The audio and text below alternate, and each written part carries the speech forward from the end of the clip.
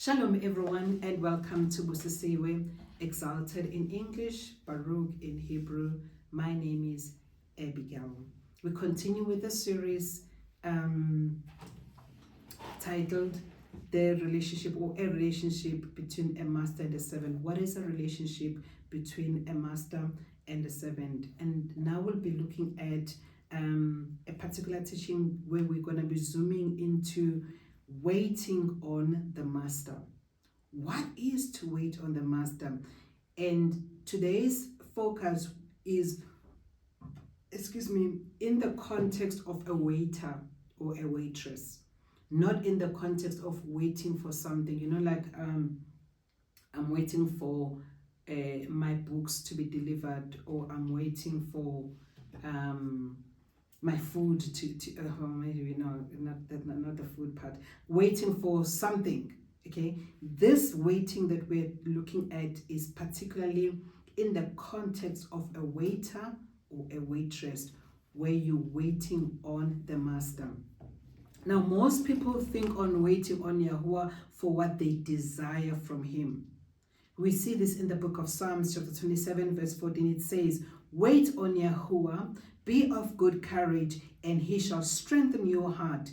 Wait, I say, on Yahuwah." So this is now waiting on Yahuwah for him to do something for you.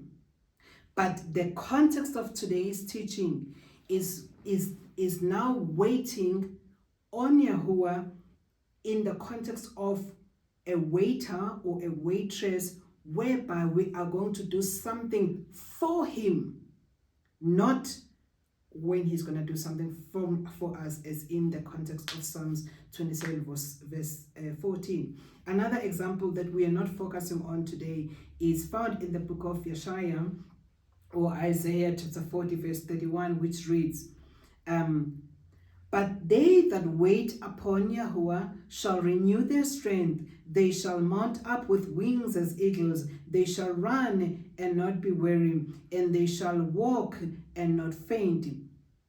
Now, this again talks about the waiting for something from Yahuwah. Just like Psalms 27, you're waiting for strength from Yahuwah, because it says that be of good courage, he shall strengthen your heart. They that wait upon Yahuwah shall renew their strength. They shall mount up with wings as eagles. They shall run and not be weary. They shall walk and not faint. But the waiting that Yahuwah laid upon my heart to speak about today is the one of a waiter or a waitress waiting upon someone. I've watched movies, you probably also have watched movies where servants wait for their master. E.g., for example, on a dining table, they will be dressed very nice, very clean, very appropriately, very decent, in this long dinner tables, in the royal houses. Like when you see those movies, they would have probably even like their white napkin or white cloth on their hand, ready to serve, waiting on their master, as in this case waiting on the table, and waiting whether the master will need water, will need salt, will need anything. The servant would just wait, because they wouldn't know when the master will need them. You are waiting because you do not know when the master will need. So you can't say, I'm only going to come at 5 o'clock. What if the master needs something at 4? That's not the waiting then. Okay? And we see also the example of waiting in a restaurant. So we most of us have access. We've seen the waiters and waitresses. They will just be moving around on the tables. Is everything fine? They're there to serve you, give service, whether it's whatever food, drinks, whatever that you're having. And as soon as you raise your hand, they are there to respond to the need, to the request that you have, whether you want tomato sauce, as we call it in South Africa, and in America we call it ketchup, or salt or pepper, or whatever it is, that water that you might need. They are there. You don't have to be like, there's no one around, what am I going to do? And this is the relationship that Yahuwah wants from his servant. That we wait on him. That when the word says, I wait on Yahuwah, my soul waits. I will wait for him. I will wait on him. I do not know when he will come, whenever he will want whatever. But whenever he wants something, he will find me ready to serve him. That's the waiting we're referring to. I actually had, I once had a statement being made by one prophet. She said that she was at work, and as she was at work, the Ruach of Yahuwah, or the Spirit of Yahuwah, spoke to her and said she must do something. Or maybe we can just say Yahuwah spoke to her and said, do X, Y, Z. And her response was, I will do it after work. Yahuwah says, do this. And she said, and she was speaking, and I don't know whether she was aware of what she was saying, because I heard her saying this, saying that she was busy at work, and Yahuwah said X, Y, Z to her, and she responded back and said, I'll do it after work. Now here's my question. At that particular point, who's your master? At that particular point, who was her master? Because waiting on the master is whenever they speak, whenever you respond. They might not speak, but you're there. They might speak after 3 hours, but you're there. So let's not be deceived. Obedience is also time-bound. Even if you have done something, going through this example of this, the lady that I made reference to, who is a prophet, that she said, I'll do it, but I'll do it later. The point that I want to raise here is that obedience is time-bound. If he says now, you do it now. Then if you don't do it now, then you have not obeyed. I normally use an example with compliance. And I said, compliance, you either comply 100% or you don't comply. There's no such thing as partial compliance. And the people who have been in corporate, like in risk management, they would know the statement that I'm talking about. There's no such thing that is partial compliance. It's either compliance 100% or it's non-compliant. And also in this particular case, then compliance is also time bound. And I use an example with VAT, value added tax. In South Africa, we are required by law to submit the VAT return of value added tax returns by the 25th of each month, those that are obviously registered for VAT as businesses.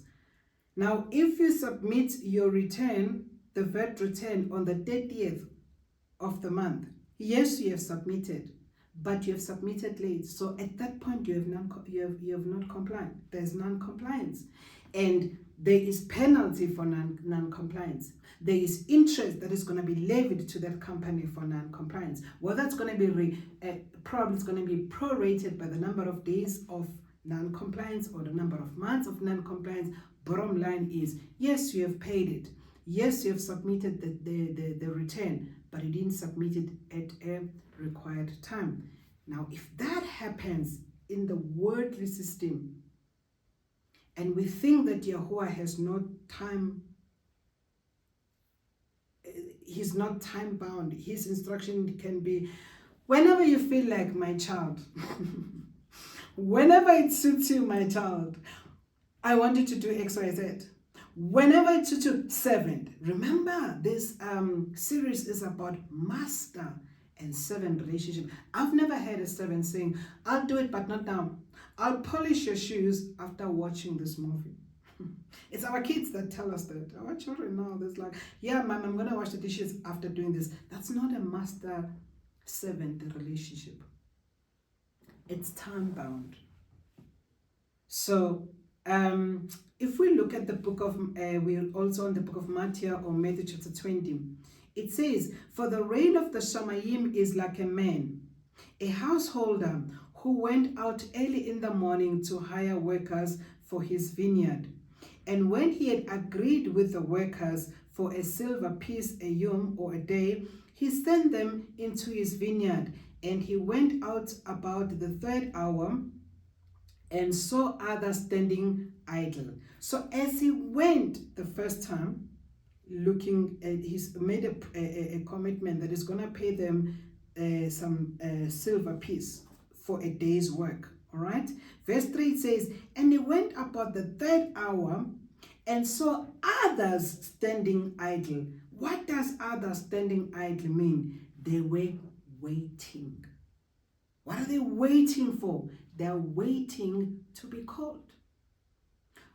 Here in Johannesburg, I'm not sure in other cities, but you would see by the traffic lights, on the roads by the traffic lights, there will either be ladies who would be having like boards written that they're looking for a job to be housemaids or babysitters or childminders.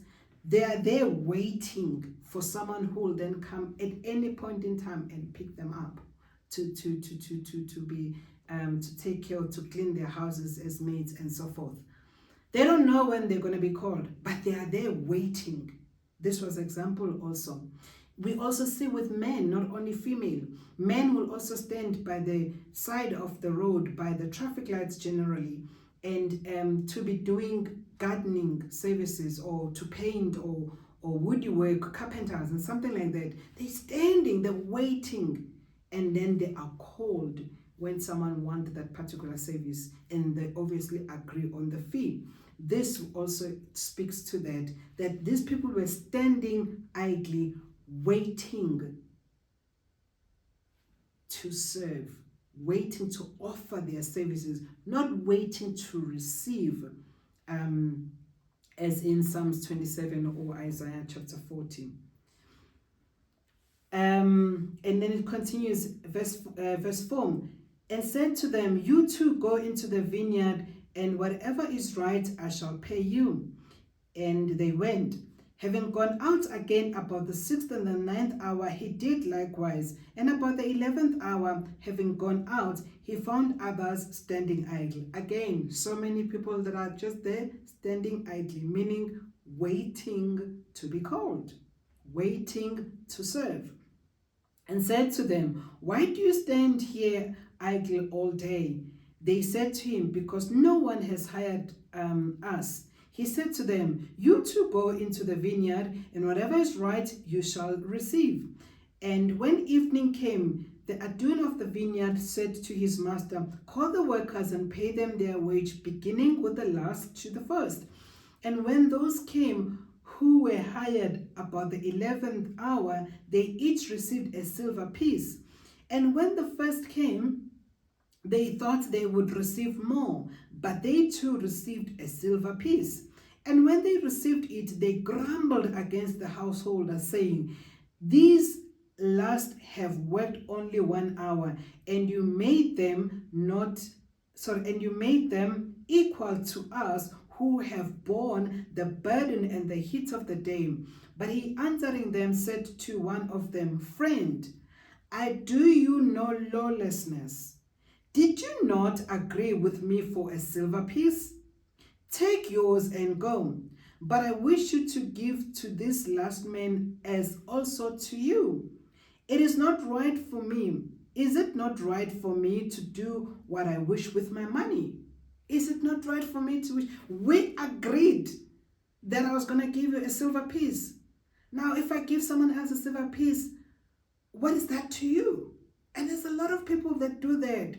They fail to appreciate and focus on their calling, on what has been entrusted to them. They always look on the next door. They always look on the side.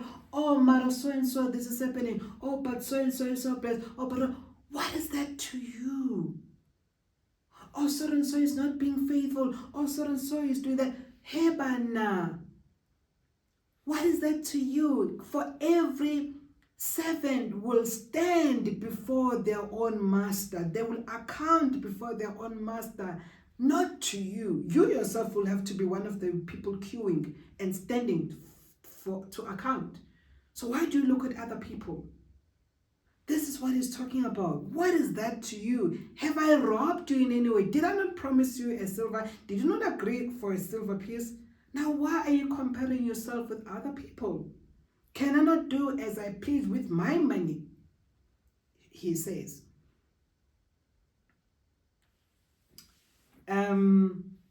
So this and verse 13, but he answered, said to one of them, friend, I do you no lawlessness. Did you not agree with me for a silver piece? Take yours and go, but I wish to give to the last man as also to you. Is it not right for me to do what I wish with my own money? Or is it your eye evil because I am good? Your eye is evil because I'm doing good, because I'm being generous. Now you're blaming me for your evil heart, for your evil eye. Verse 16, thus the last shall be first, and the first last. For many are called, but few are chosen. Now, look,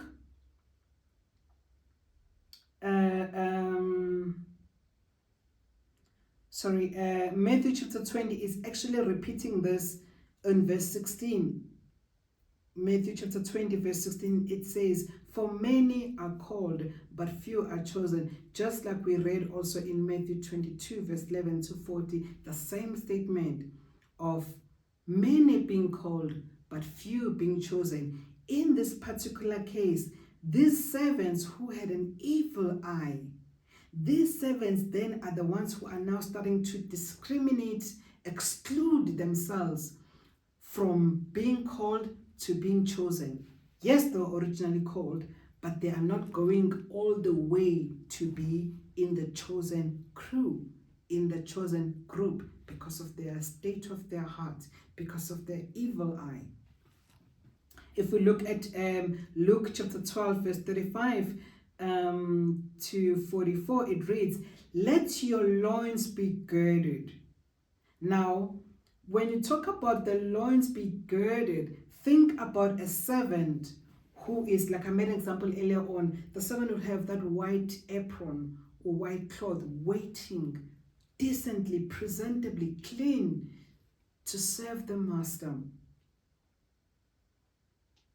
waiting to take the master's instruction, on guard to take whenever the master calls, you are able to hear.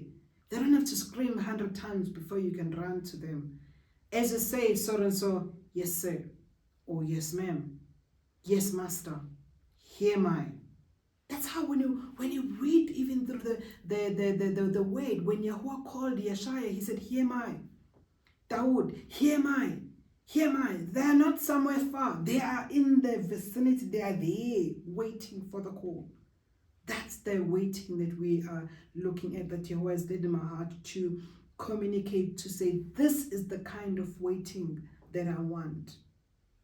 This is the kind, I'm looking for waiters. I'm looking for waitresses, people that are going to be waiting on me, waiting to do my instruction, waiting to do my command, as and when I say it, not according to their terms, not according to their time, but as I speak, they will act on what I say. Yahusha says this, I do as I see my Father do. I do as I hear my Father. So as soon as he hears, he acts. As soon as the Father speaks, he hears. He sees. Because he's one, he's there, he's together. And Yahusha says this, he says, to him who obeys me, I and my Father will make an abode with him. So the Father and Yahusha, the Father and the Son, Yahuwah and Yahusha, they will then come and dwell and abide with the one, or in the one, or with the one who obeys the Master, who obeys him. All right. So now this verse then talks about, if we look at the book of Luke chapter 12 verse 35 to 44, it says, let your loins be girded, which means be on guard, be on the wait, be on the lookout, and your lamps burning, and be like men waiting for their Adun. This is the waiting we're talking about, as a waiter or waitress. As a man waiting for their Adun, when he shall return from the wedding, that when he comes and knocks, they open to him immediately. The word doesn't waste words. Do you remember what Yahusha said? The word tells us that if everything that Yahusha did and said, there would not be any books to contain it. So whatever it is that has made it then to the word, take it seriously. It's not just for fun. If it says that when the master returns and he knocks, they open to him immediately, not after an hour, not after 30 minutes, not after a day, not after a month, not after a week, not after 6 months, not after a year, but immediately they open. Verse 37, blessed are these, Baruk are those servants whom the Adun, when he comes, shall find them watching, shall find them waiting.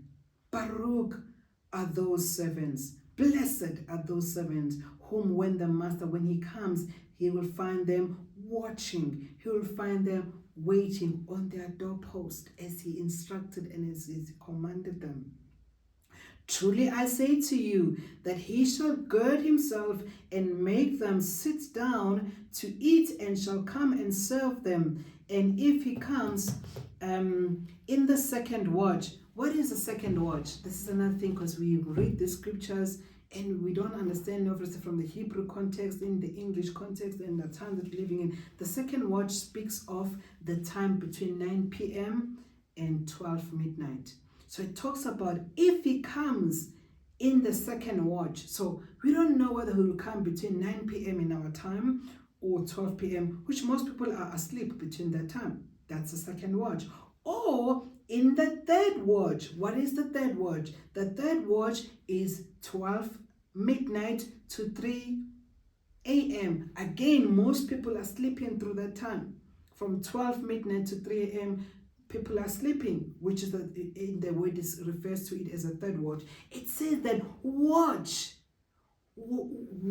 wait, as a waiter, as a waitress, wait on your position, because you do not know whether your master will come in the second watch, i.e. an example between 9 p.m. or 12 p.m., or he'll come in the third watch, example between 12 midnight or 3 a.m. He could come in the early hours of the morning, not just during the day.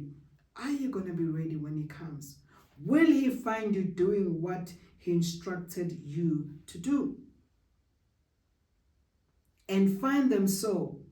And then verse 14, and you then be ready, talks about readiness. For the Son of Adam is coming at an hour you do not expect. And Shimon said to him, Adun, do you speak this parable to us or to them also? Then this speaks again to that question that I raised earlier on. Who is a servant? Is everyone a servant, or there are certain people who are called to be servants? And Shimon is asking similar question. Are you speaking this parable to us only, or to everyone? And Adun said, who then is the trustworthy and wise manager, whom his Adun shall appoint over his household, to give the portion of food in due season? Baruk is the servant whom his Adun shall find so doing when he come. Truly I say to you that he shall appoint him over his possessions. So once the master, when he comes back and he finds you in your post, waiting on him, doing what he instructed you to do, When he comes, he will appoint you over all his possessions. Baruk to you, everyone. May you meditate and reflect on these teachings that we've gone through and repent and say, I'm coming back to you. I've messed up. I've misunderstood so many things. I've fallen under pressure. I've backslidden, but I now come back to you. We will continue again on another lesson as we look at this series. What is the relationship between a master and a servant? Shalom.